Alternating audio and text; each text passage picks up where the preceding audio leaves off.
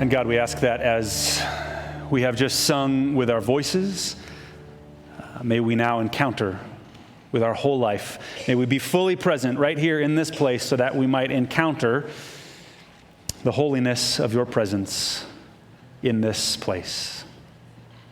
I pray this in the name of the Father and the Son and the Holy Spirit. Amen. Thank you, worship team, for leading. I was struck just now, because I've got a great view from there of everybody, how in worship some people were standing and some of you were bowing your heads and some of you were sitting. And I was just struck by, just so you know, that's what we hope. That in worship, each of us is focusing on the presence of God so that none of us has to worry about what's going on around you. If somebody else is doing something different, that's fine. They're worshiping God. If you're doing something different, that's fine. You're worshiping God. And I just loved it because I could kind of see, and it was great. It was great. Thanks also to our middle school, high school students who were our ushers this morning. Woo! Yeah. You guys are awesome. We are in a sermon series called Are You Here? And what we said is pretty much all of us, actually I think pretty much every human at some point in their life is going to ask the question, God, are you really here? They might not ask it in that language. They might not ask it in exactly that phrase. But I think every single human at some point comes to a place where they say, God, are you really here? I hear people talking about God. I've read books about God. I've seen other people live their lives for God. But God, are you really here? And we're going to try to answer that question by reading through the story of Exodus. The story of Exodus is about God's people, the Israelites. And the Israelites are stuck in slavery, and as they're stuck in slavery, they cry out to God and say, God, what is going on? We're stuck. Are you here? And the whole story of Exodus is an answer to their question, yes, I'm here. And our hope is that wherever we're asking this question, the answer the Israelites found might be the answer we find as well. And we tried to get into that by asking this next question. We said, where in your life are you stuck, right? We can get stuck in a lot of ways. I talked about in high school, I drove a truck and I got it stuck in the mud and my tires were spinning. Or I wrestled my brother. My brother wrapped me up in a foam mattress and shoved me in the closet and I was stuck in the closet. And we said, but the fact of the matter is, we don't just get stuck in our trucks in the mud, but as a matter of fact, we can get stuck in our lives. And that stuckness can look like a lot of different things, right? It can be stuck in a relationship that's toxic, that's unhealthy, and it's just tearing you down. It's poisoning you and sapping you of your energy, and you're like, I know something needs to change here. I know something needs to, but I see no options in front of me. I don't know how to get out. Or we can be stuck financially. We can feel like, you know what, I'm just digging this financial hole, but for some reason the shovel is stuck to my hands, and I just can't stop digging myself deeper. You can be stuck professionally. You can feel like I thought my career had some meaning or some purpose or some direction, but right now it feels like I'm just on a treadmill. It feels like I'm on cruise control and I don't even know where I'm going. Or we can be stuck internally, right? We can have attitudes that are poisonous. We can have habits that are ruining us. We can find ourselves, we keep going back to that same website and clicking on that same button. We keep thinking those same thoughts that are tearing us down, and we wish we could break that habit. We could stop that addiction. We could quit that thought pattern, but we just can't do it. We talked about how probably everyone here, actually not probably, everyone here either has or is or someday will feel stuck like this. And certainly, if you don't feel stuck like this, you probably know somebody who feels stuck like this. And what happens is, when you get stuck, and you can't see any options, like me smashed in that closet when it was dark and I was claustrophobic, we get a little panicky, and we lose hope. And we started there because we said that's where the book of Exodus starts. The Israelites had gone very quickly from a promise fulfilled. They were a nation that was blessed, and they were blessing other people, but the beginning of Exodus went from a promise from God to them, fulfilled, life is good, quickly to all of that blessing destroyed and wiped out. So the book of Exodus starts with this whiplash of like, oh my gosh, the Israelites just had a 180 turn from blessing to destruction. And that showed up in a couple places. It showed up in the whole nation as a whole They were enslaved, and they were being treated ruthlessly by this new king of Egypt, this Pharaoh who was treating them awful. But that slavery wasn't simply a general national problem. It also showed up in the lives of specific people whose specific circumstances were desperate. And we looked at the life of one family, Moses, who will soon become the main character, and his mom. And I need to pause here and confess that last week I told you the wrong name of Moses' mom. Okay, I got a lot of nodding heads. 4 of you were very gracious to be my fact checkers. I'm sure more of you know. I was talking about Zipporah last week. Zipporah is Moses' wife. Very important not to confuse the wife and the mother. These are very important things to do. Husbands, take note. So Zipporah is Moses' wife. We actually haven't met her yet. We're going to meet her today. Jochebed is the mom. So take everything I said last week, remove Zipporah, insert Jochebed. Thank you, fact checkers, for checking out my, don't worry, we've got good people watching out here. So anyway, Jochebed, she's one of the specific people who's enslaved. But not only that, but she finds herself personally in a desperate situation. Right? And you remember the story. She has this baby boy. And her excitement at a new baby boy is tarnished. It's ruined by her dread because the Pharaoh has commanded that all baby boys be murdered. And so she had no option. She had nothing that she could possibly do. So all she could do is follow through with the commands of the Pharaoh. And she took this baby boy and put him into the Nile because that's what the evil Pharaoh had commanded. But what she thought was desperate and hopeless, God flipped on its head and made it the very beginning of his plan to bring hope where the people saw none. And what we took away from last week is that our hope does not depend on the options we see. If we're stuck in the closet, panicky, claustrophobic, and we see no good options in front of us, our hope doesn't depend on the options we see, but rather it depends on the God that we serve. And the fact of the matter is, everybody serves some God. You might serve the God of money. You might serve the God of self-interest. You might serve the God of power. Everybody serves some God. But if you serve the God of the Exodus, then you serve a God who, regardless of what you see, can and will bring you hope. And hope is powerful. I forgot to make a slide for that one, but it's in your program notes. Hope is powerful. There's a story in World War II. The British Navy was learning some things about the power of hope. They were finding that their boats, their ships, their warships in the war, they would get hit and sink, and all the sailors would, go overboard, and they'd be grabbing onto their life rafts and their life vests. And the British Navy was gathering all this data, and they were finding, they would count up all the survivors. It's this gruesome task. And they saw this profound trend. A disproportionate number of sailors who survived were all of the older sailors.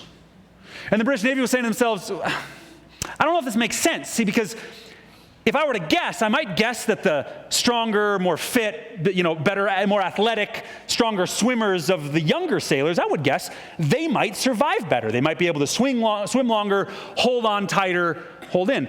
But what the British Navy concluded was they said, you know what? It's not actually about whether you're a strong swimmer. It's whether or not you have the hope that comes from experience. And they said the older sailors are surviving better because they have more hope gained from their experience in life. That's actually the story that led to the creation of the program Outward Bound. Now it shows up in schools. It's a leadership curriculum. They do wilderness trips around the world. It's one of the world's leading leadership training organizations out there. And it all started when the British Navy said, we need to train people to persevere through difficulty so that they can grow in the character of hope. And so the fact of the matter is, hope is powerful. It's powerful to literally help us hang on and survive, as opposed to give in and drown. And so here's what we're going to try to do. For 10 more weeks, today and then 10 more weeks, we're going to read the story of the Exodus. And we're going to see the way that God showed up and brought hope to a hopeless people so that we might, in our lives, in the lives of our families, in the lives of our friends, in the lives of our community, so that we might find the same hope that the Israelites found, so that we might be able to endure to the end of where God is leading us. Does that sound good? I think that's a good thing. So we've got this great video. We watched the first minute and a half last week. It's from thebibleproject.org. If you want to write that down, go to thebibleproject.org, search for Exodus. You can search it on YouTube. You can just search it in your web browser. You'll find it anywhere. They've got these phenomenal summary videos of every single book of the Bible, plus these phenomenal little videos about many different biblical themes. It's a great organization. Check out this 1 minute, 10-second review of where we've just been and where we're going today. Now, Pharaoh, he is the worst character in the Bible so far. His kingdom epitomizes humanity's rebellion against God. Pharaoh has so redefined good and evil according to his own interests that even the murder of innocent children has become good to him. And so Egypt has become worse than Babylon from the book of Genesis. And so now Israel cries out for help against this new Babylon, and God responds.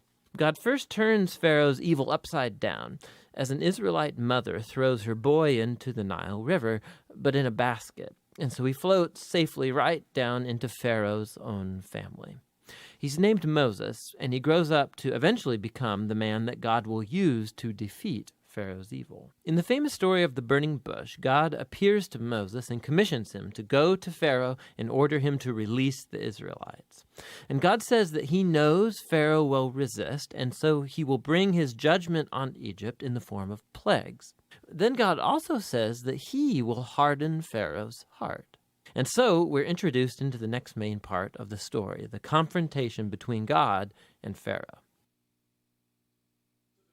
The challenge we faced when we were writing the sermon series is that Exodus is 40 chapters long and we have 12 weeks. And while I really wanted to just stand up and read 3-point chapters every week, I decided maybe not to go with that exact route. So we're trying to use this video as a way to kind of fill in the gaps week to week. However, there are a couple gaps that even that video filled out. So here's the way the story goes.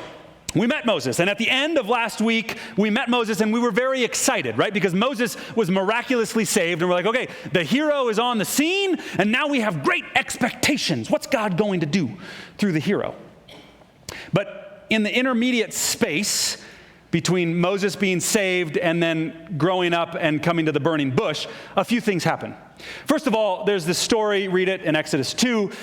Moses, he's now the son of the Pharaoh's daughter. He's an important person in Egypt. And he's walking around, and one day he comes upon an Israelite and an Egyptian, and they're fighting with one another. So Moses steps in, and the implication, well, I don't know the implication. Moses steps in, and he says, hey, you guys should stop fighting. Well, the fighting doesn't stop, and Moses ends up murdering the Egyptian. And so our hero has his life kind of tarnished as Moses messes with murder. I got super alliterative here. Sorry about that. Moses messes with murder, and he gets super scared because the king is apparently mad at him. So then he flees to Midian. Now, it's just going to keep going from here. Just wait for it. Now, you have to capture this because Moses was in the center, the cultural, political power center of the world is where he was just living. And Midian is meant to conjure in our minds backwater, middle of nowhere, nothing of significance happens in Midian. So Moses messes with murder and gets scared and flees to Midian. And while he's there, he marries a Midianite. Yeah, there you go, yeah. And so we should feel somewhat poignantly the tension that the author just put into this story. We met the hero, and the hero was rescued in a powerful way, and now the hero is out in the middle of nowhere. He's starting this new life. I'm sure his wife was a wonderful person. I'm sure the shepherding he was doing was very important, but it seems to be completely sideways motion to the direction that we thought the plot was going. And we know what that's like, to be in a season where it feels like all of our energies are spent on sideways motion, right? Like there's a lot of motion, but there's no actual movement in the direction we want to go. So that's where we are, and we pick up now at the very end of Exodus chapter 2. This is on page 52 if you want to turn there in your red Bibles. Otherwise, you can also look on the Bible app, not on our church app, on the Bible app. It's put out by YouVersion. You can get all of our notes and scriptures there. This is Exodus 2, verses 23 through 25. During that long period, the king of Egypt died. The Israelites groaned in their slavery, and they cried out, and their cry for help because of their slavery went up to God. God heard their groaning, and he remembered his covenant with Abraham, with Isaac, and with Jacob. So God looked on the Israelites and was concerned about them. So that long period referenced here is that period when Moses grew up. He fled to Midian, and he started a new life out in the middle of nowhere. During that long period of Moses' sideways motion, we hear the introduction of a crucial theme that's going to show up time and time again. The God of this story of Exodus is a God who always hears the cry of his people. And it turns out that for this God, the cry of the people is actually a profound indicator of the activity of God. The activity of God is directly connected to the suffering of his people, and that theme is going to come up time and time again. And so now, the story continues. God hears the cry, and we come back to Moses, who's wandering around in Midian, and Moses was tending the flock of Jethro, his father-in-law, the priest of Midian. He led the flock to the far side of the wilderness and came to Horeb, the mountain of God. There, the angel of the Lord appeared to him in flames of fire from within a bush. Moses saw that though the bush was on fire, it did not burn up. So Moses thought, well, I will go over and see this strange sight. Why the bush does not burn up? When the Lord saw that he had gone over to look, God called to him from within the bush, Moses, Moses. And Moses said, here I am. Do not come any closer, God said. Take off your sandals, for the place where you are standing is holy ground. Now, we have to let this sink in for a moment, because sometimes if we think about our lives and we think about where we're stuck, and maybe you're asking this question, God, where are you and are you going to show up? Oftentimes, for me at least, what I find is what we envision is something like this image that will come later in the story. We envision something like Mount Sinai. If you know the story of the Exodus, you know a little later on, the Israelites are going to be around Sinai, and there's going to be these incredible pyrotechnics. There's going to be these booming voices, and everybody in the whole region is going to be aware of it. And sometimes when we're stuck, we think to ourselves, can't I just get this grand, massive, powerful, beautiful moment? But here what we get is not only first that Moses is in the most mundane, middle of nowhere situation. He's tending his flocks. Nothing against farmers. I mean, thank you, farmers, for tending flocks. It's wonderful. But I think the story is meant to indicate that he's literally just wandering around. He's on the far side of the wilderness. The wilderness is a place of chaos and evil and discord. Nothing good or meaningful ever happens in the wilderness. He's exactly where you'd expect nothing to happen. And that's precisely where God shows up and calls him. But not only is he exactly where you'd expect nothing to happen, on top of that, when God first speaks, it seems as though Moses is a little clueless. I mean, this sentence, I will go over and see this strange sight. Why the bush does not burn up? I think it's purposefully trying to indicate to us that Moses is kind of scratching his head. He's kind of like, what's this little thing? What do we got going on here? And that, to me, is a little comforting. The hero of the story in the climactic moment. I mean, he's looking at the presence of God. And it takes him a few beats before he really figures out what's going on. So if, like me, you've ever felt a little clueless and maybe you're a little ashamed about how clueless you might be sometimes, that's okay. Because one of the most central figures in all of Scripture started out completely clueless. The story continues. God's like, all right, I'm going to have to work a little harder to get this guy's attention, because clearly, Moses, you're not quite picking up on it. So God says, this is holy ground. And then he said, I am the God of your father, the God of Abraham, the God of Isaac, and the God of Jacob. At this, finally, Moses, Moses hid his face because he was afraid to look at God. The Lord said, I have indeed seen the misery of my people in Egypt. I have heard them crying out because of their slave drivers, and I am concerned about their suffering. So, I have come down to rescue them from the hand of the Egyptians and to bring them up out of that land and into a good and spacious land, a land flowing with milk and honey, the home of the Canaanites, Hittites, Amorites, Perizzites, Hivites, and Jebusites. And now, the cry of the Israelites has reached me, and I have seen the way the Egyptians are oppressing them. Okay, so God finally gets Moses' attention. Finally, Moses comes around, clues into what's going on. And God then says, all right, Moses, I want you to know what's going on here.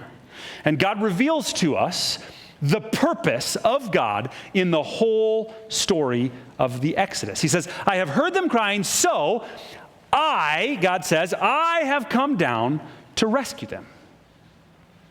And we can imagine at this point, Moses' head sort of perks up, right? He goes, oh, wait a minute. Okay. Oh, I see. Oh, you're the God of Abraham, Isaac, and Jacob. Oh, I know that story. I know that you're the God that brought Abraham from nothing to a great nation. I know that you're the God who brought Abraham from having no kids to having many kids, and not only having many kids, but taking those kids from nothing and raising up Joseph so that he was second in command over all of Egypt. You brought the Israelites from a nobody to a somebody, and you blessed them so that they were a blessing to all people. And Moses is like, oh, I know this story. Oh, this is so awesome. And God, you're going to come down. Oh, this is really, really good news, God. You are going to come down. I'm excited. And here's the next thing God says. So now, go. I am sending you. God says he's going to come down, and the way God says he's going to come down is by looking clueless Moses in the eye and says, Moses, I am sending you to Pharaoh to bring my people, the Israelites, out of Egypt. But Moses said to God, hold on a second. Who am I that I should go to Pharaoh and bring the Israelites out of Egypt? Do you remember my relationship with Pharaoh? We're not on good terms right now. This is not a good plan, God. Pretty sure you picked the wrong guy here, God. And God said, I will be with you. And this will be the sign to you that it is I who have sent you. When you have brought the people out of Egypt, you will worship God on this mountain. Moses said to God, suppose I do go to the Israelites. Let's just suppose for a second, hypothetical. I'm not saying it's going to happen. We're not admitting this is going to, but let's just suppose for a second that I do go to the Israelites and say to them, hey, the God of your fathers has sent me to you. And they ask me, well, what's his name? Then what shall I tell them? And God said to Moses, I am who I am. This is what you are to say to the Israelites. I am has sent you. And so we get this great story because Moses, he's in what we would have to call a very unexpected place. He's in the most unexpected place, in the wilderness, the middle of nowhere. And while in the unexpected place, he hears an unbelievable call. And he literally didn't believe it at first, right? And after hearing an unbelievable call in an impossible matter, the theological term we use this is a theophany. The God has appeared in a miraculous way. He hears an unbelievable call in an impossible, a miraculous manner, and he immediately doubts. And it turns out that this isn't the only doubt that Moses expressed. Actually, over the next 3 chapters, Moses is going to doubt over and over and over. It starts with, no, who am I? I'm the wrong guy. And then it goes to, okay, maybe I'm the right guy.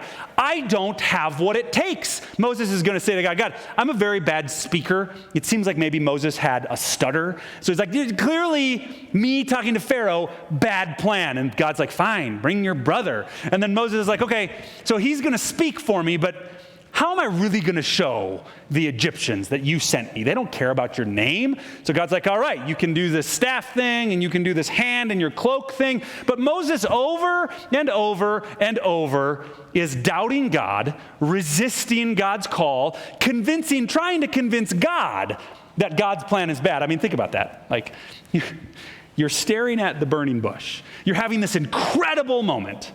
And just pause there and just let that sink in for a second. When in your life have you had what you would call an incredible experience with God? Right? Maybe not everybody has, but I bet a lot of us, we've had a moment and we're like, oh man, that was a profound experience of God's presence in my life. Think about that moment for a second. Conjure up the feelings around that, the experience. Think about how lives can pivot and change in incredible ways. So think about that moment. And imagine you're in that moment right there. Oh man, God's presence is powerful and it's here. You're staring at the burning bush and you're like, excuse me, God, I've got a number of questions because I feel like you're really not executing a very great plan here. It's somewhat ridiculous how much Moses doubts, resists, and kicks against the call of God. But actually, it serves as a great encouragement. Because what it says is, if you, like Moses, doubt, your doubt does not disprove God's call.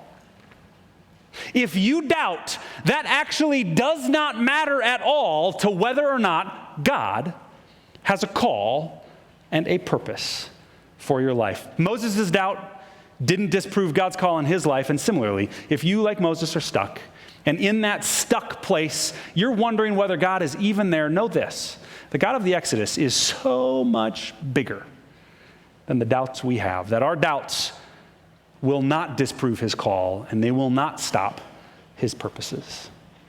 So the story goes on. Moses is doubting, and God's speaking to him, trying to give him a little encouragement. And here's where God continues, and this is really profound because this is the point in the story where God has given his name. And at that time and in that place, somebody's name carried such a profound weight that if God now gives his name to Moses, and therefore symbolically he's giving his name to all of the Israelites, what God is saying is, hey, I'm the God of Abraham, Isaac, and Jacob, and now that same God, I am becoming the God of the Israelites. The invitation to us is quite clear. I am the God who can become your God as well, because I'm the God who gives you my name, that even when you doubt, we might be in relationship. And God also said to Moses, say to the Israelites, the Lord, the God of your fathers, the God of Abraham, the God of Isaac, the God of Jacob, has sent me to you. This is my name forever. You can put it in the bank. It's the name you shall call me from generation to generation. So go, assemble the elders of Israel and say to them, the Lord, the God of your fathers, the God of Abraham, Isaac, and Jacob, he appeared to me and said, I have watched over you and have seen what has been done to you in Egypt, and I have promised to bring you up out of your misery in Egypt. See, the reason that your doubt does not disprove God's call is because in God's economy, in the way that God operates and runs the world, God's authority actually outweighs our uncertainty. However uncertain you are, however ill-equipped you feel, however much you doubt, know this. The God of the Exodus, and indeed the God who came down in Jesus Christ, has an authority and a purpose that far outweighs whatever struggle we have. And so here's the question. Have you ever, maybe you're here right now in your life, maybe that place that you're stuck is giving you all of these internal thoughts. Have you ever doubted God's call, felt ill-equipped for a task, or wondered whether God has any purpose? Have you ever felt that? Have you known sort of the despairing place that's in? Well, know this. You are in really, really, really good company, because you stand in that place right next to Moses himself, the man who God called to bring his people out of slavery. And even in this grand moment of the burning bush and Moses staring God in the face and hearing God's name for the first time, even in that moment, Moses doubts, and God says, your doubts do not outweigh my call, but rather my call outweighs your doubts and your uncertainty. And the reason for that, it's a saying, maybe you've seen this in a meme or another sermon or another scripture somewhere, but the lesson it gives us is this.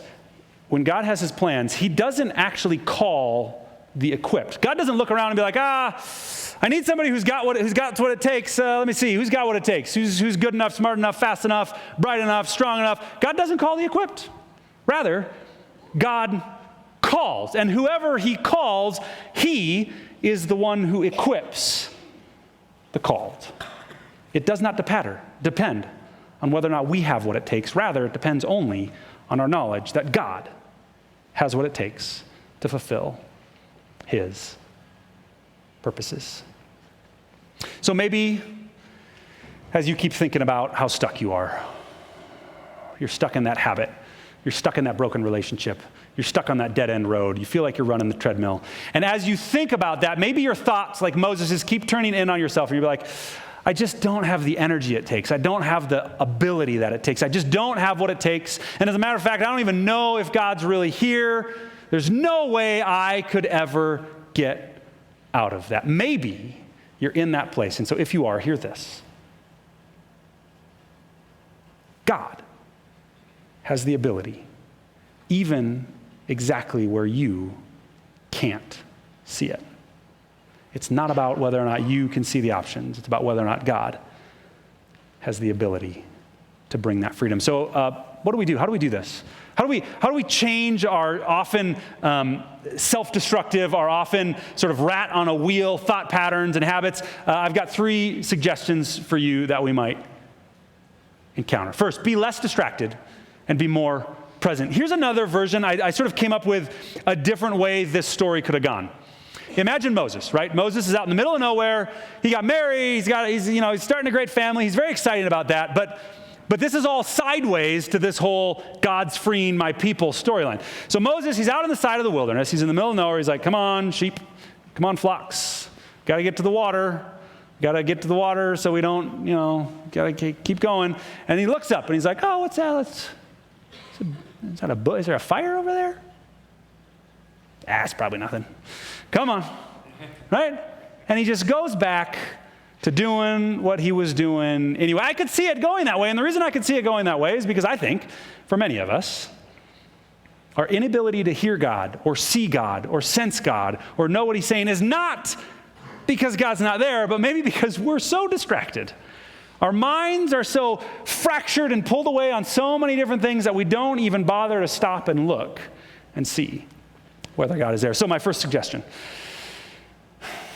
if you're stuck and you want to encounter God's presence to get some of that hope, what does it mean to be more present in your life as opposed to distracted by all that's going on around you? We talked about it last week. We put the question out on the wall out there. Are you here? When you walk in this door every week, are you walking in body alone, or are you walking in with your head and your heart and your whole self fully present? Second, shift your attention to hearing the cry. This whole story started with God hearing the cry of his people. I think that demonstrates to us the way that this God works. Our God responds to the cry of his people, but it also challenges us to live our lives in the same way. If you guys are following along with the study guide, maybe in your life group, maybe during the 9 o'clock hour, there's a class going through the study guide on the book of Exodus, maybe with your family or friends. In that study guide, we have 3 practices that we wove into it, and we're going to challenge you to engage each of those 3 practices multiple times throughout this 12-week series.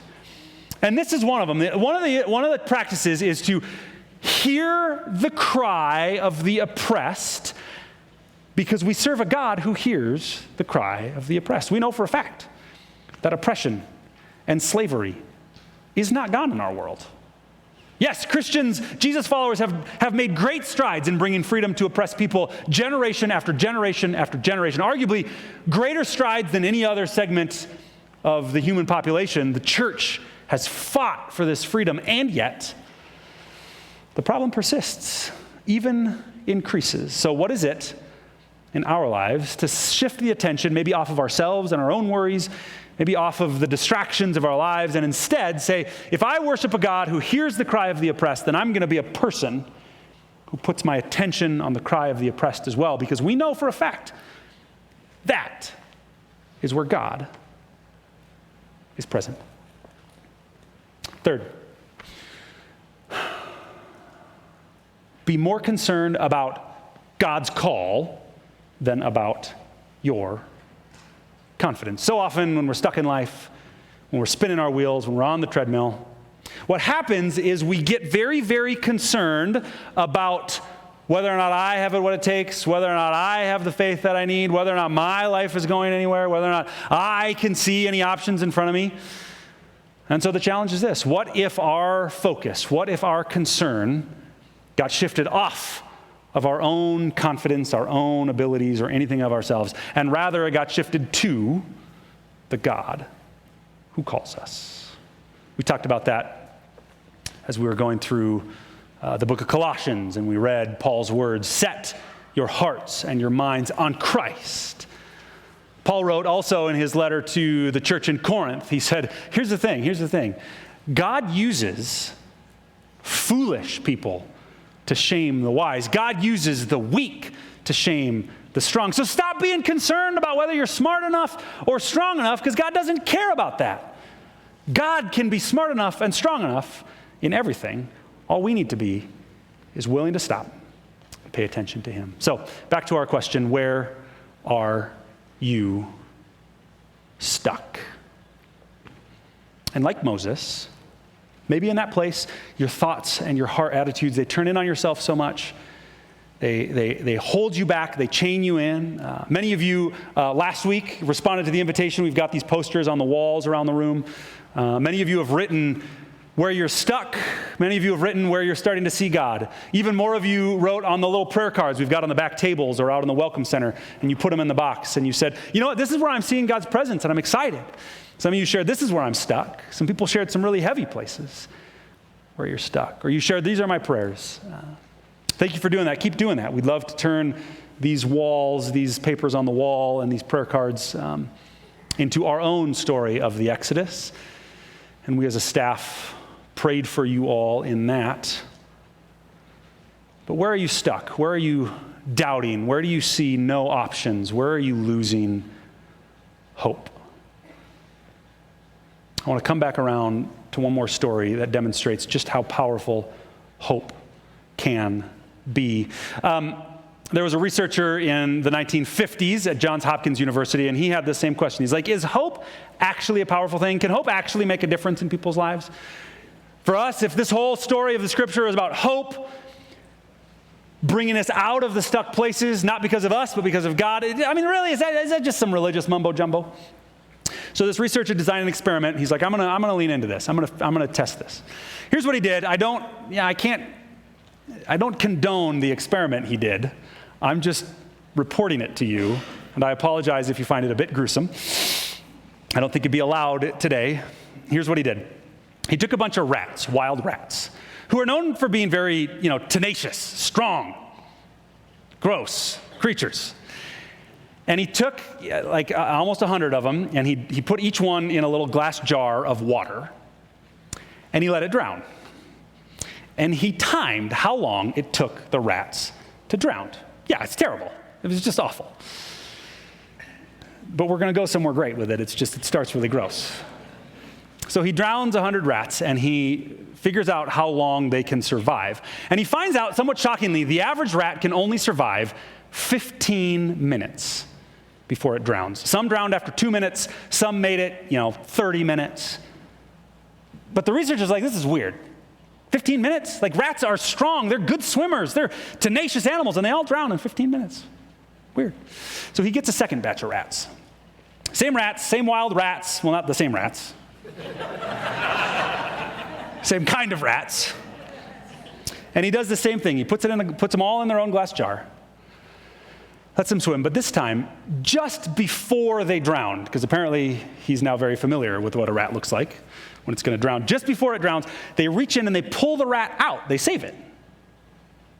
And then they take all those rats and they put them away. They tuck them into bed for the night. And 24 hours later, they take them back out and they put them back in the glass jars full of water. Okay, here's what I want you to do on your paper right now. Same rats, right? The first time, they could only swim 15 minutes. They saved them once, and they put them back in the glass jar. On your papers, write down, how long do you think they swam for? I've been asking a bunch of people this question. Some people are like, let's say an hour. Some people are like, let's say 4 hours. That'd be really incredible. The rats swam for 3 days. 72 hours, 80 hours, some of them more than 90 hours. All because one time they felt a hand reach in and pull them out, and they got just enough hope so that they went from 15 minutes of swimming to 3 days of swimming. So, church, let me ask you this. In your life, in your family, in your community, in our church, in our community, how much of a difference might it make for us? When we're spinning our wheels and we're feeling stuck, how much of a difference would it make if all of us, not because of what we have, but because of what God has, if all of us lived with that kind of hope? Pray with me. And God, I ask that in this moment, for anybody in this room who is indeed hopeless, who's feeling like giving up, who feels like they don't have what it takes, who looks at themselves and doubts or wonders, thinks they're ill-equipped. God, would you grant us hope? Not because we can muster it up, but God, because we know and we believe and we see evidence in story after story after story that, God, you can bring hope even to the most hopeless situations of our lives. May that be so. May we be a church that lives our lives fully in your hope. We pray this in your name, Jesus. Amen.